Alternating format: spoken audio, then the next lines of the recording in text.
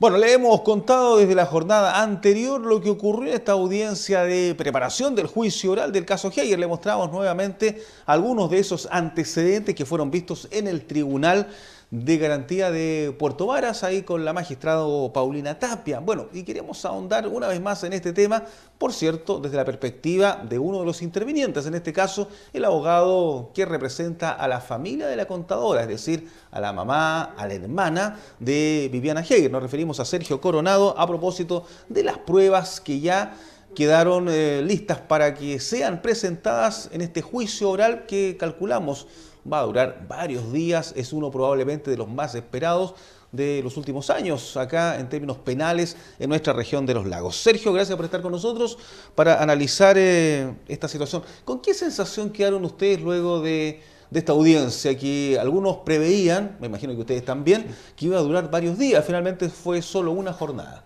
Sí, muchas gracias por la invitación. Nosotros como parte querellante íbamos preparados para dos situaciones.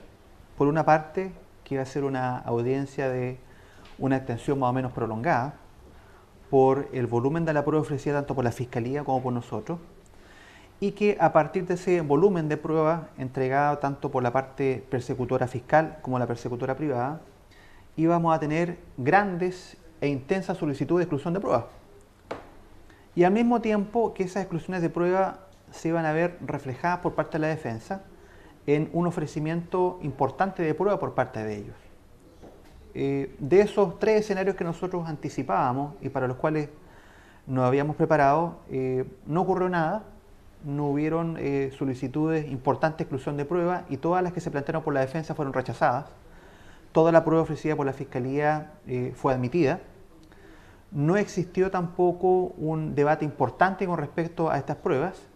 Y por otra parte, en relación a la prueba que esperábamos que fuera ofrecida por la defensa, no ocurrió nada importante, no se acompañaron o no se ofrecieron pericias para los efectos de justamente hacer frente a los aspectos que ellos ya habían anticipado en audiencias anteriores que iban a debatir. Por ejemplo, lo que ellos ya habían anticipado de que iban a discutir que no estamos frente a un homicidio, sino que frente a un suicidio. Nada de eso ocurrió. Claro, porque aquí lo habíamos analizado hace un tiempo atrás, antes de aquello, de tres tesis: suicidio, un robo con homicidio y finalmente un homicidio, en este caso calificado. Entonces, las pruebas para aquello se fueron, bueno, descartando algunas, son las menores. En el caso de ustedes está el retiro de la presencia de periodistas, por ejemplo. ¿Por qué razón? Quedan los videos, las entrevistas, pero no la presencia de los periodistas que hicieron esas entrevistas. Sí. Nosotros como parte querellante tomamos esa decisión porque ya en la carpeta de investigación, a solicitud nuestra, el fiscal Nay Lamas ya había dispuesto que el equipo de la Brigada de Homicidios de Osorno levantara justamente algunas entrevistas dadas por don Jaime Anguita y que esas entrevistas fueran analizadas justamente a partir de lo que nosotros siempre planteamos que son las evidentes variaciones en sus versiones. Por lo tanto, eso ya estaba en la carpeta de investigación y estimamos que no era conveniente, también de un punto de vista salvaguardar la profesión de los periodistas, el que comparecieran a una investigación penal en relación a una parte que está imputada. Por eso justamente retiramos a todos los periodistas y nos quedamos solamente con el informe que evacuó la Brigada de Homicidio, donde analiza y levanta algunas afirmaciones respecto de eso. Pero las entrevistas sí van a ser utilizadas como medio de prueba. Así es, están incorporando. ¿Cuál es la evolución a juicio de ustedes que ha tenido el discurso de Jaime Anguita desde aquella primera entrevista, que curiosamente la dio en este canal, cuando él todavía no se conocía que su esposa hubiese estado fallecida? Ella, cuando da la primera entrevista junto a nosotros acá en El Pulso, él estaba buscando a su esposa desaparecida, a solo días de haber ocurrido este hecho, ¿verdad? Bueno, si uno puede de alguna manera resumir la actividad de don Jaime Anguita en relación a sus versiones, se lo puedo resumir de la siguiente manera. Con cada persona que habló don Jaime Anguita, no solamente en el ámbito familiar o privado, sino que también con los medios de comunicación, dio una versión distinta. Pasó desde la versión de que existió una ida voluntaria de su cónyuge, que se fue de la casa, así lo planteó. Luego pasó a la tesis del secuestro. Luego, cuando aparece el cuerpo, parte con la tesis del suicidio. Posteriormente, habla de una intervención de terceros, pero dice que solamente fue un robo. Y en la última versión que nos entregó, que fue el 2015, justamente a partir del informe del autor Augusto, donde establece que hay un homicidio. Ahí sí, bueno, él cambia su versión y dice, la verdad es que sí, pero no había un plan para causar la muerte a mi cónyuge, sino que el plan, el destinatario era yo. Alguien me quería sacar del medio, había un plan para sus efectos, y lo que le agrega además él, y le da un carácter muy grave a lo que señaló, es que ese plan era conocido por Viviana Heger, y que ese conocimiento le habría llevado, en definitiva, a que se le causara la muerte. Así que, como puede ver, tenemos un gran abanico de versiones que ha entregado, y son versiones que son radicalmente distintas unas de las otras, no son variaciones menores. Por eso, me imagino yo que esta evolución para ustedes en este discurso es importante dentro de lo que es el proceso de investigación, el proceso de lo que significa las versiones que ha ido dando. Sí. En las audiencias en las cuales nosotros debatimos la cautelar de prisión preventiva y en las cuales la defensa de don Jaime Anguita solicitó que se dejara sin efecto esa prisión preventiva, uno de los aspectos que consideraron tanto la magistrada Jimena Bertín como doña Paulina Tapia es justamente que un elemento indicativo de participación que se suma a los otros elementos que están en la carpeta de investigación es el relativo a los cambios drásticos y radicales de versión de Jaime Anguita durante el tiempo de la investigación. Eso está en la carpeta de investigación y el propio fiscal estimó que era relevante lo que nosotros le indicamos porque, insisto, le despachó una instrucción a la Brigada de Homicidios para que levantara todas esas versiones y las analizara. Y está en la carpeta de investigación eso. El abogado Jorge Ponce, abogado justamente defensor, ha planteado que las fiscalías, que ustedes como guiantes, no tienen pruebas. Que él está defendiendo a Jaime Anguita justamente porque tiene la certeza de que aquí no existen pruebas reales en su contra de lo que se le está acusando. Bueno, yo creo que ese discurso es el absolutamente esperable en un defensor. Sería absolutamente anormal que dijera una cosa distinta, que está convencido de la responsabilidad o culpabilidad de su representado, pero creo que en ese sentido yo creo que peca de falta de prudencia. Cuando uno examina con detenimiento la carpeta de investigación y cuando ese examen lo hemos podido vertir en las audiencias que hemos tenido, uno se puede percatar que, tal como lo han manifestado distintos magistrados y la Corte de Apelaciones también, porque esto ha sido también discutido en la Corte de Apelaciones, es que existen antecedentes del hecho y la participación. Y eso siempre ha quedado asentado de manera bien categórica en juzgado de garantía de la Corte de Apelaciones. Y por supuesto, yo coincido con él en el sentido de que mientras no haya una condena, él está amparado por esta presunción, ¿no es cierto?, por este estado de inocencia. Y si bien tuvimos un avance importante en la preparación de juicio oral, en el sentido de que la prueba que nosotros queríamos que fuera conocida por el tribunal oral va a ser conocida por el tribunal, por supuesto que viene lo más importante, y es que la prueba se rinda, que el tribunal pueda escucharla, pueda percibirla y en base a eso generarse una convicción que nosotros creemos que tiene que ser de responsabilidad y culpabilidad de ambos imputados.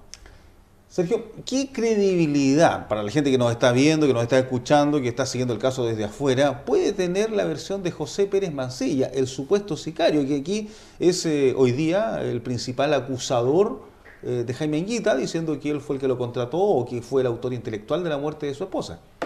Bueno, cuando se analiza la credibilidad o coherencia de un relato, hay varios criterios. De hecho, por ejemplo, el Tribunal Oral de Puerto Montt le toca permanentemente a los juicios conocer de la credibilidad de un relato o no. Uno de los criterios que siempre considera el tribunal es que si producto de este relato hay alguna ganancia, hay algún beneficio provocado para la persona que genera este relato en relación a lo que cuenta. Se estableció durante la investigación de que no ha existido ningún tipo de beneficio, no ha traído aparejado ningún tipo de situación más favorable para don José Pérez el haber relatado estos hechos y haberse indicado en este caso a Jaime Anguita. De hecho, le significa el día de hoy estar acusado por homicidio calificado. Tampoco hay una situación que uno puede atribuir a eventualmente una venganza, alguna situación de revancha que tenga don José Pérez respecto a Jaime Anguita, y no lo tiene porque la historia previa entre ellos es de una relación que va mucho más allá de una relación de un empleador y un trabajador. Era una relación muy cercana. La familia de José Pérez, que fue entrevistada por la gente de la Brigada de Homicidios, señala de manera muy específica que don Jaime Anguita era una persona muy cercana a la familia. De hecho, cuando habían situaciones de apuro económico, Jaime Anguita los ayudaba, les proveía trabajo. Jaime Anguita contrató a José Pérez para que fuera a trabajar a su casa. Por lo tanto, no hay una relación previa que le permita a uno entender por qué José Pérez puede estar inventando, falseando esta historia. No hay nada respecto de eso. Y si a eso lo sumamos...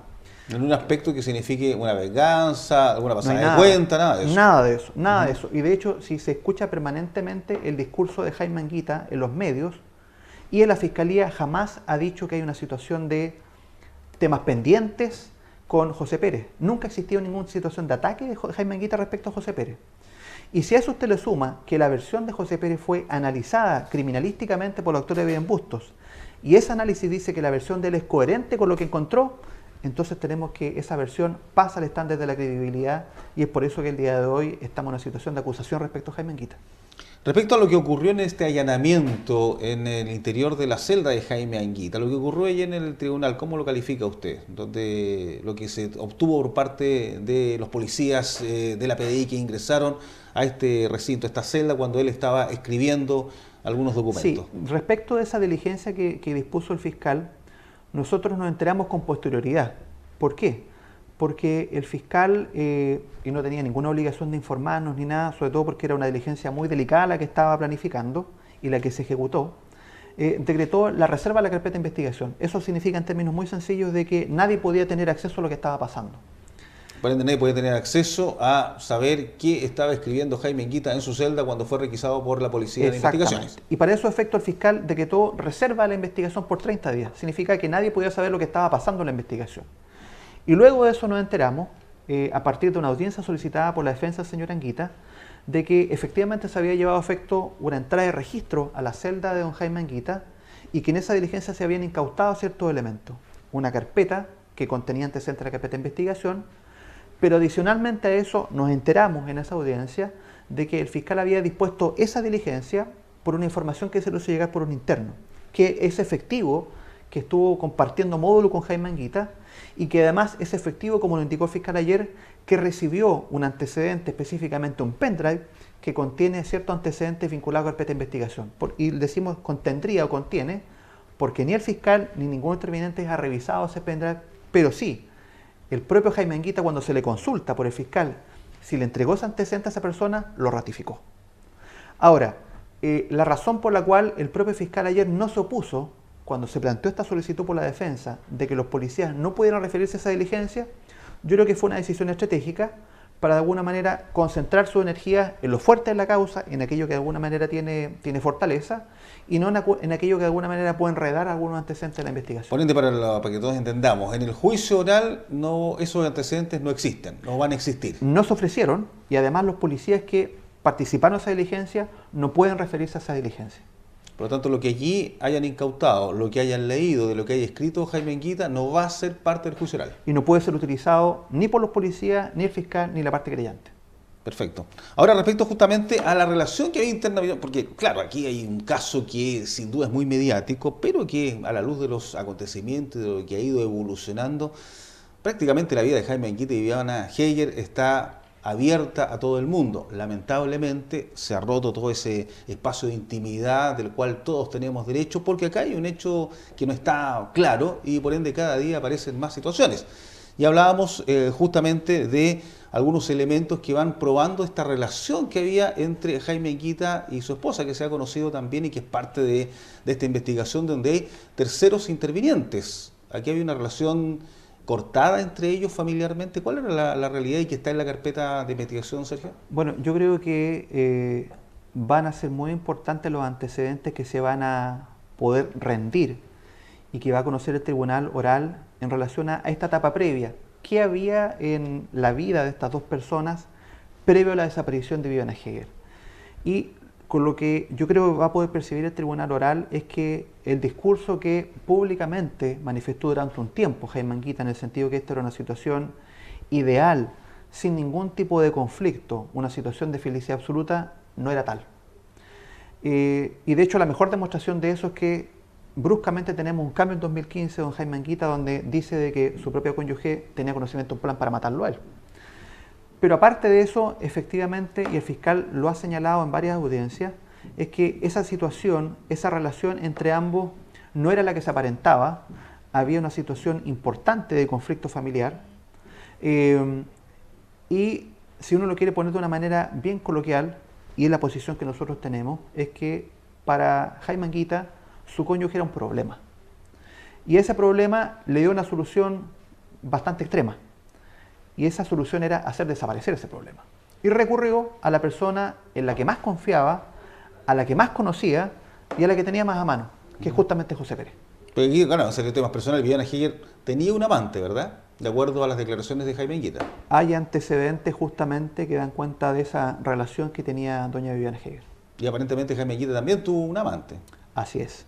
Por lo tanto, eso grafica ya el nivel de relación conyugal que había ahí en esta familia. Y claro, lamentablemente aquí está condimentado por situaciones de las hijas, que claro, nadie quisiese que estuviesen involucradas cuando ellas eran menores de edad. Recordemos que quienes son hoy día ya mayores de edad partieron con 14 años en este caso, que sin duda se ha convertido en un puzzle policial donde ya prácticamente todo el mundo se ha hecho un prejuicio, hay una opinión respecto a quién es Jaime Anguita, a lo que ocurrió, aun cuando esto todavía no es juzgado. Recién en unos meses más vendrá este juicio oral. ¿Qué esperan ustedes como abogados de la familia? Porque aquí hay que entender que hay muchas partes. Está el fiscal, están ustedes como abogados de la mamá, de la hermana.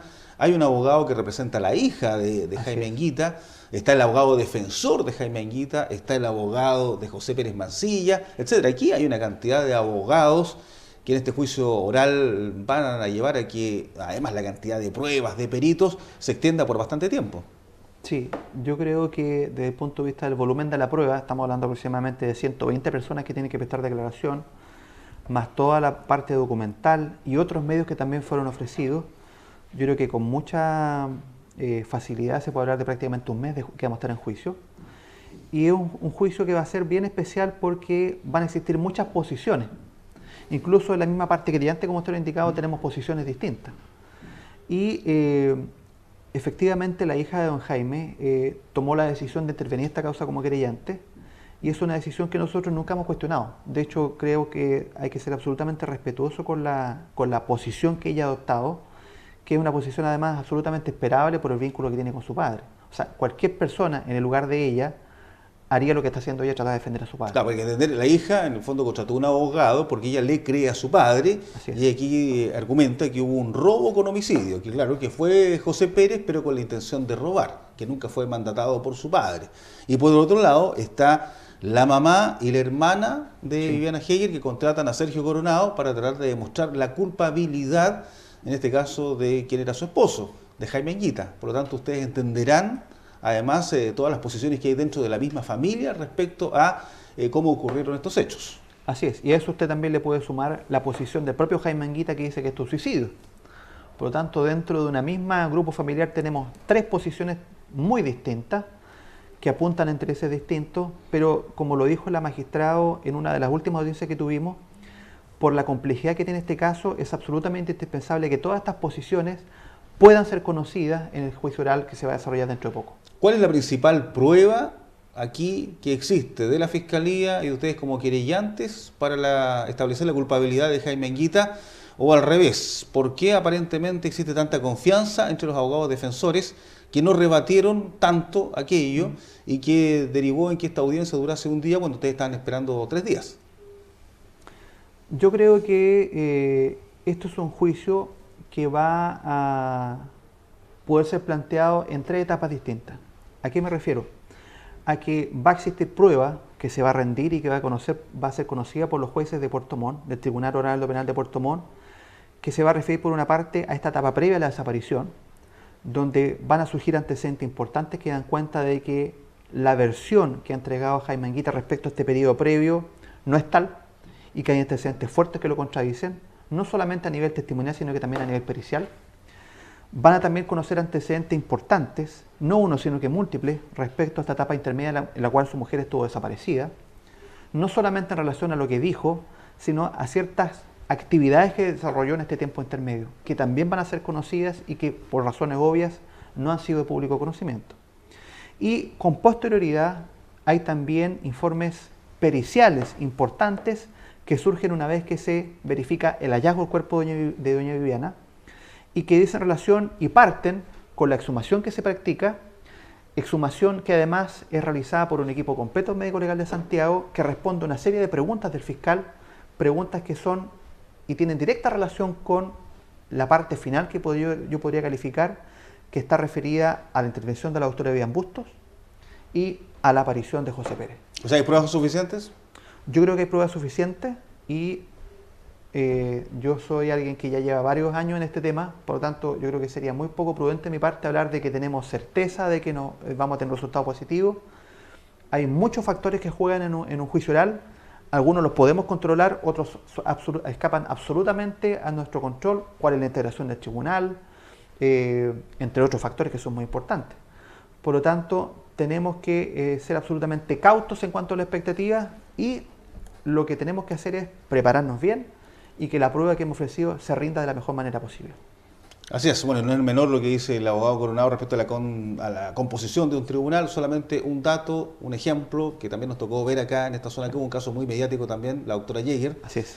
Un tribunal compuesto por 3 jueces con la misma cantidad de pruebas, la declaró inocente, y otro tribunal también con 3 jueces, con la composición distinta, con la misma cantidad de pruebas, la declaró culpable. Así es. Por lo tanto, podemos, y hay antecedentes de que ante una misma cantidad de pruebas, ante los mismos argumentos, una composición de jueces puede determinar A o B. En votación dividida, sin duda, 2-1, pero justamente puede cambiar completamente entre ser culpable y ser inocente. Bueno, gracias Sergio Coronado, hasta una próxima oportunidad. Muchas gracias. El abogado justamente de la familia de Viviana Jäger, a propósito de este caso que sin duda seguirá dando mucho que hablar, queda todavía la etapa principal, que es el juicio oral que se llevará a cabo justamente acá en Puerto Montt en los siguientes meses. Nosotros, junto a Sergio Coronado, nos despedimos. Gracias por la sintonía. Nos reencontramos en nuestros horarios habituales. Esto es El Pulso de la Noticia, aquí en Vértice TV.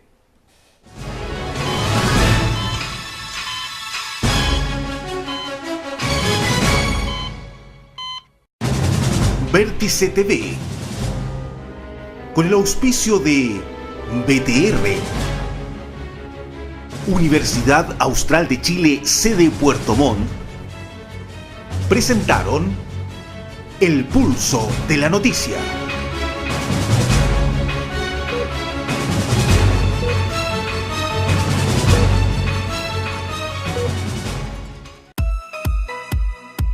La Municipalidad de Puerto Montt, a través de la Dirección de Desarrollo Comunitario, te invita a postular a la 7ª versión del concurso Lucas para Emprender, desde el 2 de mayo al 2 de junio, con el objetivo de desarrollar nuevos negocios, fortalecer los proyectos de los emprendedores y de empresas en crecimiento con residencia en Puerto Montt. Para mayor información, revisa las bases y formularios en la página web www.puertomont.cl. Informó Municipalidad de Puerto Montt.